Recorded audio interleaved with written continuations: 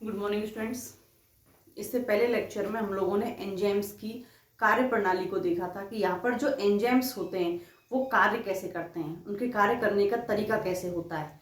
तो जिसमें हमने दो चीज़ों को देखा था। पहले तो एंजाइम जुड़ करके जो कॉम्प्लेक्स कैसे बनाते हैं, कॉम्प्लेक्स बनाने के बाद में यहाँ पर ये एक दूसरे से पृथक कैसे होते हैं। तो यहाँ पर एंजाइम की कार्य प्रणाली में दो चीज़ आती है। पहले कॉम्प्लेक्स का फॉर्मेशन होता है और उसके बाद में यहाँ पर जो एक्टिवेशन एनर्जी है वो एक्टिवेशन एनर्जी कम हो जाती है और उसके बाद में यहाँ पर प्रोडक्ट का निर्माण हो जाता है और एंजाइम क्या हो जाता है, पृथक। जिसमें हमने इमिल फिशर का तालाकुंजी सिद्धांत देखा था, पोसलैंड का आसंजन सिद्धांत देखा था। नेक्स्ट बात करते हैं नोमेनक्लेचर की। जो एंजाइम्स होते हैं, इन एंजाइम्स का नामकरण कैसे होता है, इनको नाम कैसे दिया गया। तो शुरुआत के अंदर जो खोजे गए थे यहाँ पर पेप्सिन, रेनिन और ट्रिप्सिन।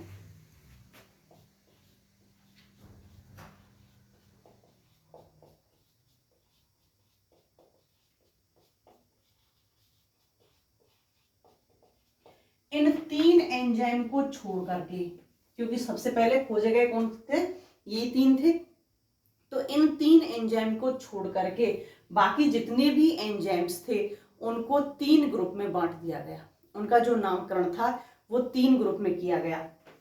पहला कौन सा था कि जो एंजाइम जिस क्रियाधार से क्रिया कर रहा है, एंजाइम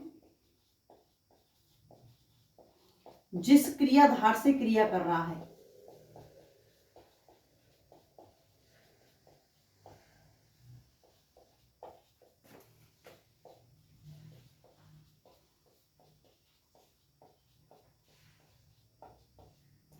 उसके अंत में एज लगा देते थे। उसके अंत में एज लगाते थे।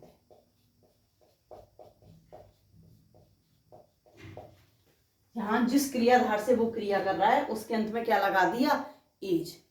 जैसे यूरिया से क्रिया कोई कर रहा है, यूरिया से कोई एंजाइम क्रिया करता है, उसको क्या कह दिया, यूरिएज। यूरिएज। ऐसे ही सुक्रोज से कर रहा है तो क्या बोल दिया, सुक्रेज। सुक्रेज।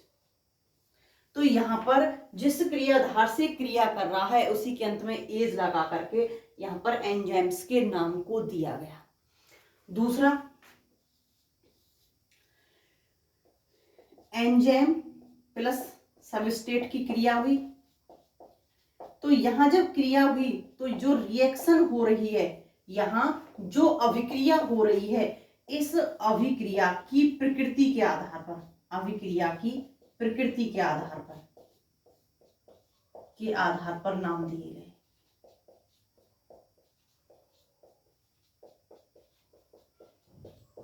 प्रकृति के आधार पर नाम दिए गए। जैसे एंजाइम और सबस्ट्रेट के मध्य क्रिया हुई, ऑक्सीकारी अभिक्रिया है या ऑक्सीकारी फॉस्फोरिलीकरण है।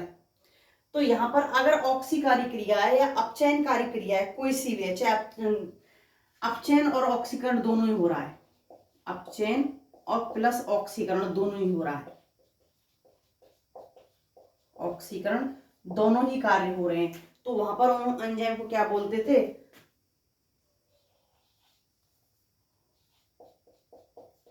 ऑक्सीडो रेडक्टेजेज। ऑक्सीडो रेडक्टेजेज, यहां एससीएस लगाते थे, रेडक्टेज की जगह रेडक्टेजेज। तो यहां पर रिएक्शन की प्रकृति कैसी थी, ऑक्सीकारी है तो ऑक्सीकारी, ऑक्सीडो रेडक्टेज। ऑक्सीकारी अगर होती तो ऑक्सीकारी में क्या लगाते हम, ऑक्सीडेज।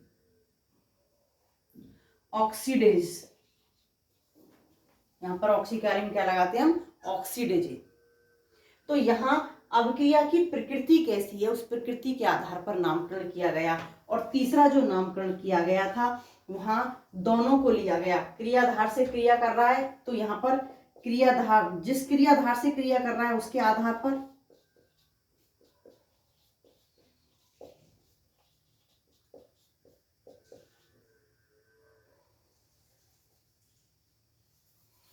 क्रियाधार के आधार पर,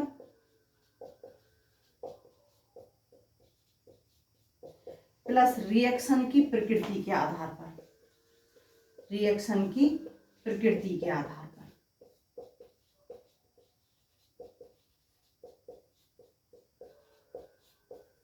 दोनों के आधार पर यहां पर नाम दिया गया, क्रियाधार को भी लिया गया और रिएक्शन की प्रकृति को भी लिया गया। तो यहां पर दोनों के आधार पर नाम दिया गया। For example L glutamic dehydrogenase, L glutamic dehydrogenase, dehydrogenase enzyme है तो हाइड्रोजन पृथक करेगा और किससे कर रहा है, ग्लूटामिक एसिड से।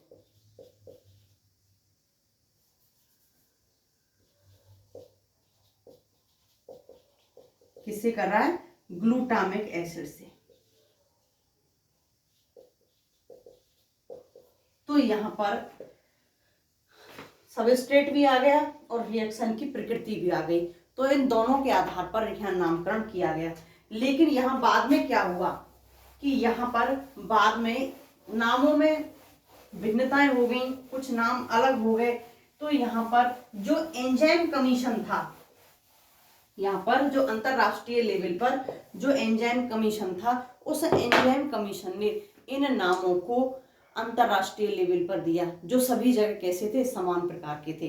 तो यहाँ पर international union of biochemistry,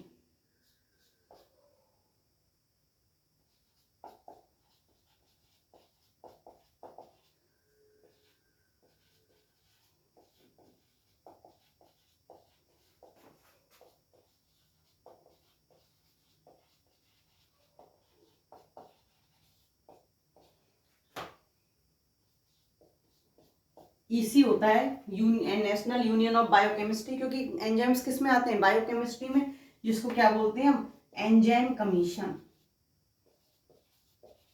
enzyme commission.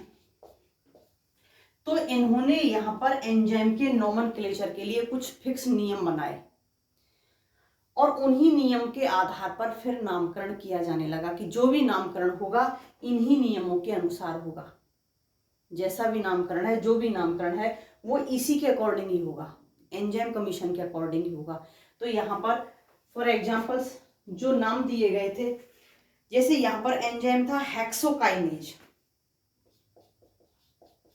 Hexokinase, hexo sugar पर कार्य कर रहा है। पहले नियमों के अकॉर्डिंग हमने ए जोड़ करके इसको क्या बना दिया, हेक्सोकाइनेज। लेकिन अब जो ईसी ने जो इनका नाम दिया था, वो ईसी ने क्या दिया था, ATP D, ATP D hexose 6 transferase, 6 transferase, ATP D hexose 6 transferase. यहाँ एंजाइम में कहाँ क्रिया हो रही है, क्या काम हो रहा है। यहाँ पर ट्रांसफरेज का मतलब है यहाँ पर अणुओं का ट्रांसफर हो रहा है। तो यहाँ पूरी की पूरी डिटेल के साथ में यहाँ एंजाइम का नाम दिया गया। ऐसे ही फॉर एग्जांपल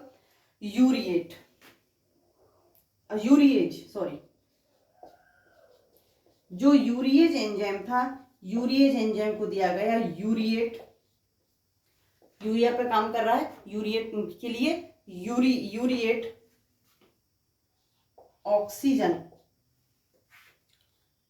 यहां ऑक्सीजन, और ऑक्सीजन के साथ साथ यहां पर क्या क्या आ रहा है, oxido reductase, oxido reductase, oxygen, यहां पर ऑक्सीडेशन भी हो रहा है और क्या हो रहा है, रिडक्शन भी हो रहा है। तो यहां इस प्रकार से नाम दिए गए। लेकिन यहाँ पर कुछ नाम कैसे थे, बहुत अधिक टिपिकल हो गए। ऐसे जब नाम दिए गए तो कुछ नाम बहुत अधिक टिपिकल हो गए। तो उन टिपिकल नामों को बाद में छोटे नामों में बदला गया। जो बहुत अधिक टिपिकल हो गए थे, उन टिपिकल नामों को क्या किया गया, फिर छोटे नामों के में बदला गया। और उन छोटे नामों को क्या क्या कहा गया, यहाँ पर जो छोटे नाम चेंज करके लाए गए थे उनको संतुति नाम दिया गया, संतुति नाम दिया गया। यहाँ पर उन्हें संतुति नाम दिया गया। जब उनको चेंज करके छोटे नामों में लाए तो उन्हें संतुति नाम दिया गया। एट लास्ट यहाँ पर जितने भी एंजाइम्स थे उन एंजाइम्स को 6 ग्रुपों के अंदर डिवाइड किया गया। यहाँ पर एंजाइम्स के 6 ग्रुप्स बनाए गए। उन 6 ग्रुप्स के अंदर यहाँ एंजाइम्स को रखा गया। तो यहाँ वो 6 ग्रुप्स कौन कौन से थे देखते हैं स्टूडेंट्स। यहाँ पर इन एंजाइम्स को 6 ग्रुप के अंदर वर्गीकृत कर दिया। अब यहाँ पर जो 6 ग्रुप थे, इन 6 ग्रुप के जो एंजाइम्स थे इनका सभी का अपना अलग अलग कार्य था। फर्स्ट देखते हैं ऑक्सीडो रिडक्टेज। यहाँ पर जो ऑक्सीडो का मतलब ऑक्सीडेशन हो रहा है और रिडक्टेज का मतलब यहाँ रिडक्शन हो रहा है। तो यहाँ इस वर्ग के जितने भी एंजाइम थे ये ऑक्सीकरण, ऑक्सीडेशन और रिडक्शन दोनों कार्यों को करते हैं। ये दोनों कार्य करते हैं। जो क्रियाधार होता है उस क्रियाधार में से यहां जो क्रियाधार होता है इस क्रियाधार में हाइड्रोजन ऐड भी कर सकते हैं और हाइड्रोजन निकाल भी सकते हैं। यहां ये क्योंकि ऑक्सीजन भी कर रहे हैं और अपचयन भी कर रहे हैं तो यहाँ ये हाइड्रोजन ऐड भी कर सकते हैं और हाइड्रोजन निकाल भी सकते हैं। या फिर ये कहें कि इलेक्ट्रॉन ऐड भी कर सकते हैं और इलेक्ट्रॉन निकाल भी सकते हैं। तो यहाँ दोनों ही क्रियाएं संपन्न होती हैं। इन एंजाइम्स के द्वारा दोनों ही क्रियाएं संपन्न होती हैं। For example cytochrome oxidase, for example cytochrome oxidase. जो ट्रांसफरेजेज प्रकार के थे, जो ट्रांसफरेजेज प्रकार के थे, इस कैटेगरी के जो एंजाइम्स हैं ये एंजाइम्स हाइड्रोजन को छोड़कर ये एंजाइम्स हाइड्रोजन अगर है तो उससे कोई छेड़छाड़ नहीं करते हैं। हाइड्रोजन को छोड़कर अगर कोई अन्य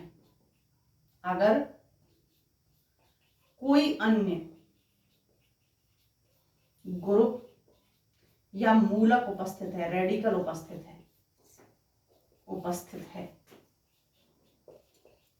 तो इसका स्थानांतरण कर देंगे,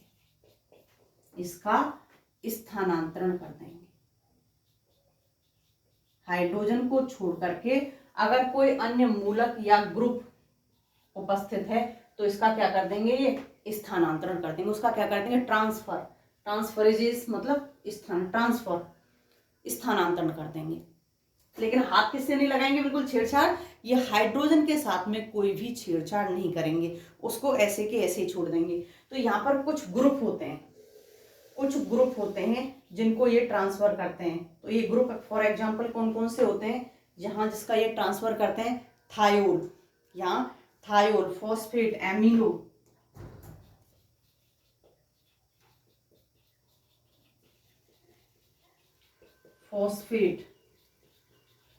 अमीनो, फिनॉल, इन ग्रुपों का ये क्या करते हैं, स्थानांतरण करते हैं, ट्रांसफर करते हैं। यहाँ पर जैसे glutamate, pyruvate, transaminase, for example glutamate, pyruvate,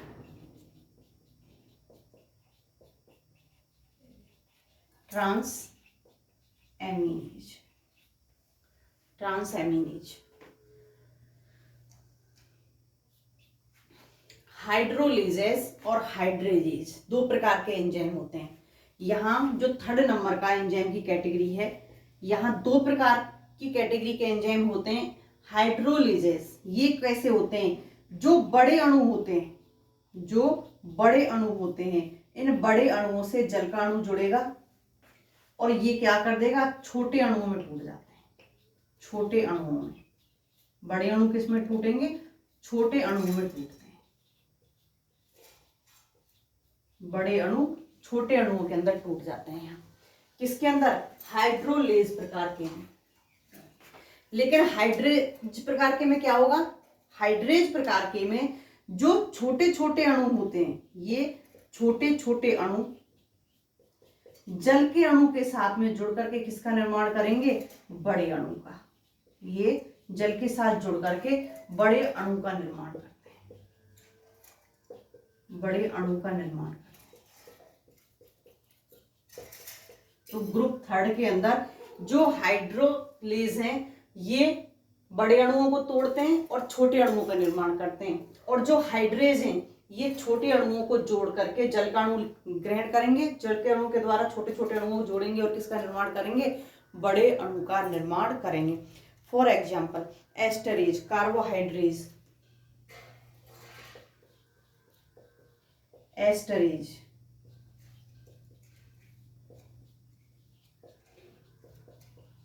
कार्बोहाइड्रेज, nucleus, ये सभी क्या है? बड़े अणुओं को तोड़ने वाले। बड़े अणुओं को तोड़ करके किस में कन्वर्ट कर देते हैं? छोटे अणुओं में।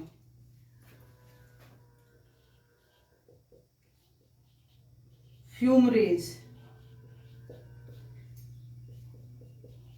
इनोलेज, ये क्या है? ये ऐसे एंजाइम है जो छोटे छोटे अणुओं को जल के साथ जोड़ करके किसका निर्माण करते हैं? बड़े अणुओं का निर्माण करते हैं।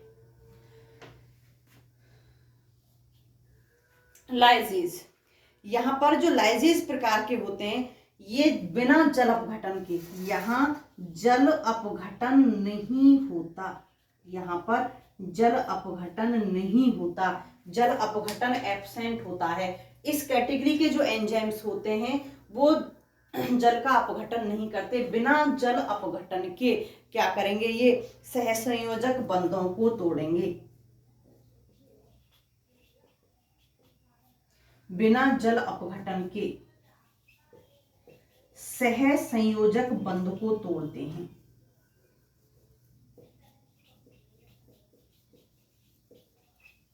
सहसंयोजक बॉन्ड्स को ब्रेक करते हैं।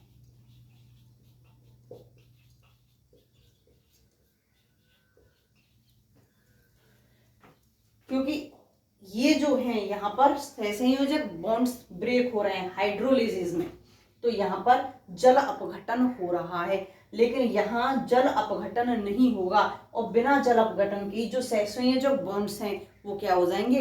ब्रेक हो जाएंगे, टूट जाएंगे। तो यहाँ पर जल अपघटन के बिना ही सारी क्रियाएं होंगी। For example histidine decarboxylase, for example histidine decarboxylase,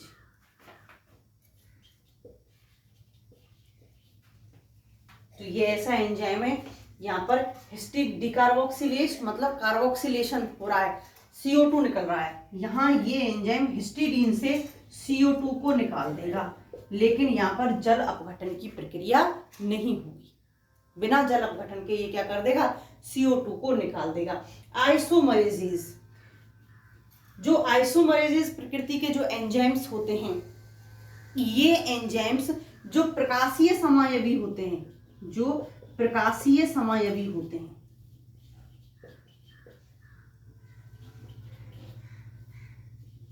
इन प्रकाशीय समायवियों में अणुओं को रीअरेंजमेंट करते हैं, अणुओं का रीअरेंजमेंट करते हैं, मतलब अणुओं का पुनर्विन्यास करते हैं।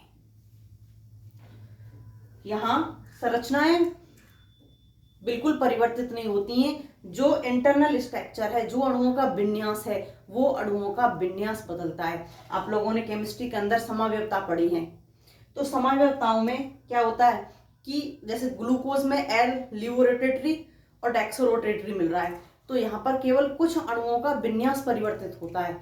तो यहाँ ये क्या करते हैं? प्रकाशीय समावयवियों से क्रिया करते हैं और उन प्रकाशीय समावयवियों में जो अणु होते हैं उनका क्या कर देते हैं? ये रीअरेंजमेंट करते हैं, उनका पुनर्विन्यास कर देते हैं।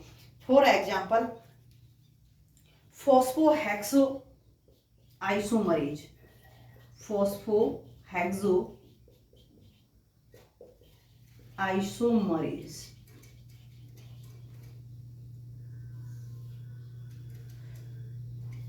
जो फॉस्फोट और हेक्सोज शुगर के मध्य क्या कर देगा, या इनके विन्यास को परिवर्तित कर देगा।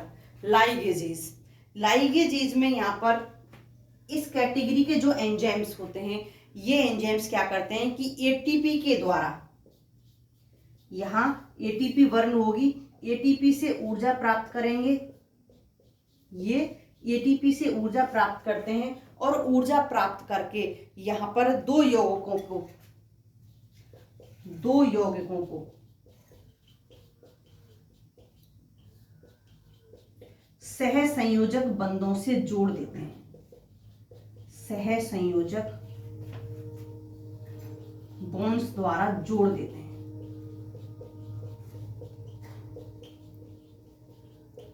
जो सहसंयोजक बंध होते हैं, उन सहसंयोजक बंधों से जो लाइगेज इस प्रकार के होते हैं वो जोड़ देते हैं। यहाँ पर एटीपी, यहाँ एटीपी खर्च होगी तो एटीपी से ऊर्जा प्राप्त करेंगे और ऊर्जा प्राप्त करके दो यौगिकों को सहसंयोजक बंधों के द्वारा आपस में क्या कर देंगे, ये जोड़ देंगे, बाउंड कर देंगे। जैसे pyruvate carboxylase, for example pyruvate carboxylase. तो यहाँ आपके एंजाइम्स का वर्गीकरण कंप्लीट होता है। Okay students.